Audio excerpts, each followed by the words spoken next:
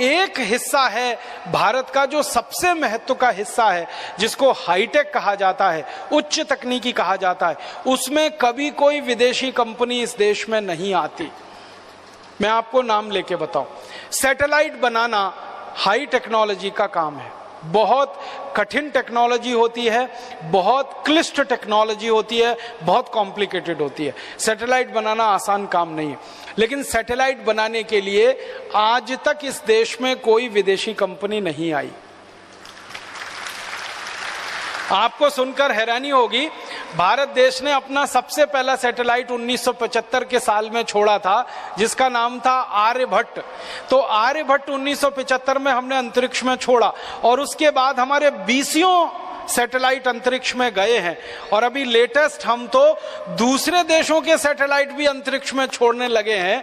इतनी तकनीकी का विकास इस देश में हुआ है, ये संपूर्ण स्वदेशी पद्धति से हुआ है, स्वदेशी के सिद्धांत पर हुआ है और स्वदेशी आंदोलन की भावना के आधार पर हुआ है। इसमें वैज्ञानिकों ने काम किया है, वो स्वदेशी, इसमें जो तकनीकी इस्तेमाल हुई है वो स्वदेशी, इसमें जो कच्चा माल इस्तेमाल हुआ है वो स्वदेशी, इसमें जो टेक्नीशियन लगे हैं, जो मैकेनिक लोग लगे हैं, वो सब स्वदेशी।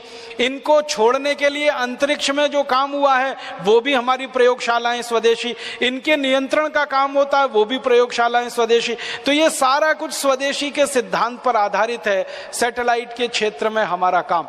और आपको मालूम है, अब सैटेलाइट छोड़ने के क्षेत्र में भारत अमेरिका, चीन, फ्रांस, ब्रिटेन के बाद 5वें नंबर का देश हो गया है।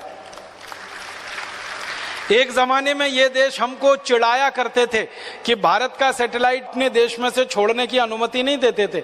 बहुत बार ऐसा होता था कि हम सैटेलाइट बनाते थे, दूसरे देशों से छोड़ने के लिए जाते थे, लेकिन वो नहीं मानते थे।